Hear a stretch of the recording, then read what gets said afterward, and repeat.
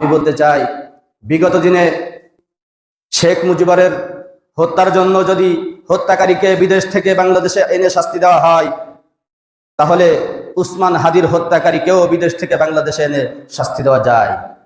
যদি আমরা আল্লাহ তাআলার প্রদত্ত বিধানটা বাংলাদেশে সংসদে পৌঁছে দিতে পারি, যদি এটা প্রতিষ্ঠা করতে পারি, তাহলে আর কোনো উসমান হাদিকে জীবন দিতে হবে না। যদি কোরআনের শাসন প্রতিষ্ঠা করা যায়, তাহলে আর কোনো আবরারকে অন্যায়ভাবে জীবন দিতে হবে না। যদি কোরআনের শাসন প্রতিষ্ঠা হয়, তাহলে আর কোনো সাইফুল ইসলাম আলিফকে জীবন দিতে হবে না, কোনো বোনকে আর ধর্ষণ হতে হবে না, কোনো ভাই আর চাঁদাবাজির কবলে পড়বে না। নাহমাদুহু ওয়া নুসাল্লি আলা রাসূলিহিল কারীম, আম্মা বা'দ। আউযু বিল্লাহি মিনাশ শাইতানির রাজীম। বিসমিল্লাহির রহমানির রহিম। ওয়া কাতাবনা আলাইহিম ফিহা আন্না আন-নাফসা বিন-নাফসি ওয়াল আইনা বিল-আইনি ওয়াল আনফা বিল-আনফি ওয়াল উযুনা বিল-উযুনি ওয়াস সিন্না বিস-সিন্নি ওয়াল জুরুহা কিসাস। সাদাকাল্লাহুল আযীম।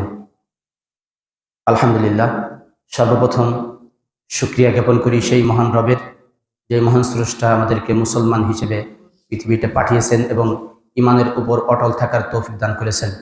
সবাই বলে আলহামদুলিল্লাহ। দুরুদ ও সালাম জানাই মানবতার মুক্তির দূত সরওয়ারে কায়নাত হযরত মুহাম্মদুর রাসূলুল্লাহ সাল্লাল্লাহু আলাইহি ওয়াসাল্লাম এবং উসমান হাদি সহ এ পর্যন্ত যারা বাংলাদেশের মানুষকে মুক্ত করার জন্য যারা একের পর এক লড়াই করে সংগ্রাম করে জীবন দিয়েছে, তাদের মাগফিরাত কামনা করি। আল্লাহ তাআলা তাদেরকে মাফ করে দেন, সকলে বলি আমিন।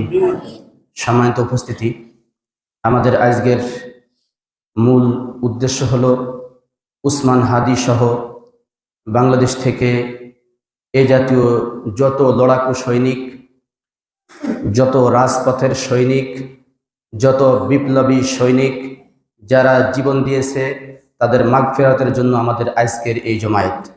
সম্মানিত উপস্থিতি, আমরা একটা বিষয় ভালো মতো বুঝতে পেরেছি, সেটা হলো গণতন্ত্র দিয়ে যতদিন পর্যন্ত দেশ পরিচালনা হবে, ততদিন পর্যন্ত এই হত্যা, এই লুণ্ঠন, এই রাহাজানি, এই ডাকাতি, এই চাঁদাবাজি, এগুলো চিরতরে বিলীন হওয়া কোনো রকমেই সম্ভব না। সম্মানিত উপস্থিতি, গণতন্ত্রের বিষয় আমাদের দেখা হয়ে গেছে। শুধু উসমান হাদি নয়, আপনারা জানেন আজ সারা বাংলাদেশের প্রত্যেকটা যুবকের হৃদয়ে উসমান হাদির জন্য রক্তক্ষরণ হচ্ছে। বিশেষ করে ঢাকা অঞ্চলটা পুরাটাই ব্যথায় ব্যথিত, কারণ তারা চায় না বারবার এরকমভাবে তারা আন্দোলন করবে, সংগ্রাম করবে, আর একের পর এক এরকম উসমান হাদি আমাদের মাঝ থেকে হারিয়ে যাবে। এটা বাংলাদেশের মানুষ চায় না। শুধু উসমান হাদি নয়, বাংলাদেশ থেকে নয়, দুনিয়ার থেকে যখনই কোনো মানুষকে অন্যায়ভাবে হত্যা করা হয়, তাকে যদি খবর দেওয়ার জন্য কোনো লোক না থাকে, কোনো সাংবাদিক না পৌঁছায়, তার রক্তের যেই পরিমাণ মূল্য আল্লাহ তাআলার কাছে, যখন লাখো জনতা, কোটি জনতার ভিড়, যার জন্য দোয়া করার জন্য সবাই প্রস্তুত, তার রক্তেরও সেই একই রকম দাম আল্লাহর কাছে। শুধু উসমান হাদি নয়, আমরা ইতিপূর্বে দেখেছি অ্যাডভোকেট সাইফুল ইসলাম আলিফকে তারা হত্যা করেছে, কোনো বিচার হয় নাই। ইতিপূর্বে আবরারকে হত্যা করা হয়েছে, কোনো বিচার হয় নাই। এভাবে একের পর এক ধর্ষণ হয়, কোনো বিচার হয় না। কিন্তু আল্লাহ পাক রব্বুল আলামিন আমাদেরকে এর একটা সুষ্ঠু সমাধান দিয়ে দিয়েছেন। আল্লাহ পাক রব্বুল আলামিন বলেন, ওয়া কাতাবনা আলাইহিম ফিহা আন্না আন-নাফসা বিন-নাফসি ওয়াল আইনা বিল-আইনি ওয়াল আনফা বিল-আনফি ওয়াল উযুনা বিল-উযুনি ওয়াস সিন্না বিস-সিন্নি ওয়াল জুরুহা কিসাস। যদি নাকি গণতন্ত্রের পরিবর্তে ইসলামী হুকুমত তথা ইসলামী শাসন কার্য পরিচালনা হতো, তাহলে এভাবে একের পর এক উসমান হাদিকে মারা যেতে হতো না। আর এরা যা শুরু করেছে ইতিপূর্বে আমরা দেখেছি। আমি বলতে চাই, এভাবে একের পর এক মানুষ মারা যাবে। একজন আন্দোলন করবে, তাকে হত্যা করে একজন লন্ডনে পালিয়ে যাবে, কোনো বিচার হবে না। আর একজন বিপ্লবীকে হত্যা করবে, হত্যা করে ইন্ডিয়ায় পালিয়ে যাবে, কোনো বিচার করা হবে না। আবার যদি তাকে কোনোভাবে পুলিশের আওতায় আনা হয়, তাহলে সে আবার জামিনে মুক্তি পেয়ে বিদেশে চলে যাবে, আর তার কোনো বিচার হবে না।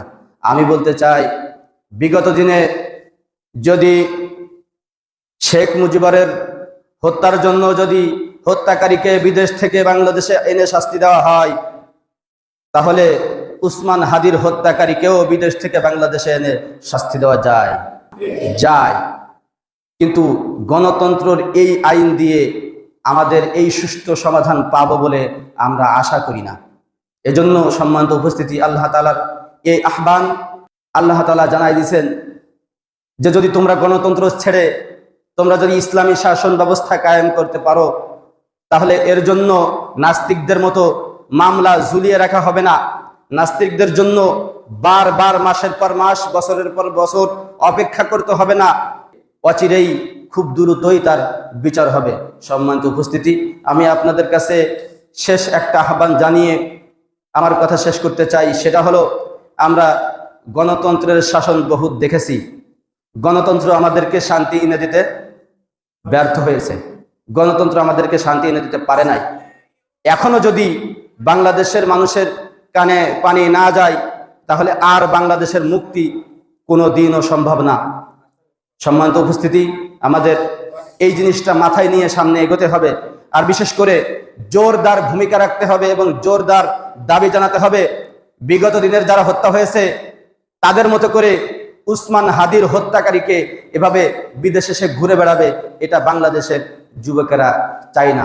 আর যদি তার সঠিক বিচার না করা হয়, তাহলে বাংলাদেশের এই যুবকদের যাদের হৃদয়ে রক্তক্ষরণ হচ্ছে, তাদেরকে দমিয়ে রাখা সম্ভব হবে না। সম্মানিত উপস্থিতি, তাই আসুন আমরা আল্লাহ তাআলার যে বিধান, যে কিসস এর বিধান আছে, হত্যা যদি করা হয় তাহলে হত্যার পরিবর্তে হত্যাকারীকেও হত্যার বিধান আল্লাহ তাআলা দিয়ে রেখেছেন এবং অবিলম্বে।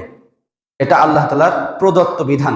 যদি আমরা আল্লাহ তাআলার প্রদত্ত বিধানটা বাংলাদেশে সংসদে পৌঁছে দিতে পারি, যদি এটা প্রতিষ্ঠা করতে পারি, তাহলে আমি এবং শুধু আমি নয়, এই ইসলামের যারা অনুসারী আছে, যারা ইসলামের ধারক বাহক আছে এবং কোরআনের দাবি যে আর কোনো উসমান হাদিকে জীবন দিতে হবে না।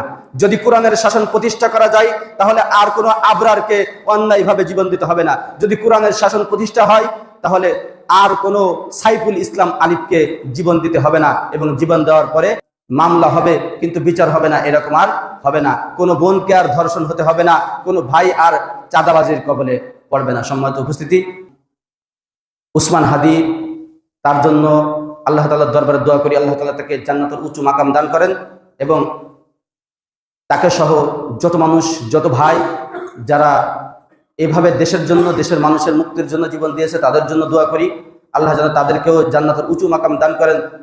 আর এই উসমান হাদির পরিবারের তাদেরকে আল্লাহ তাআলা ধৈর্য ধারণ করার তৌফিক দান করেন। এ কথা বলেই আমি আমার এলোমেলো বিক্ষিপ্ত কথা এখানে শেষ করছি।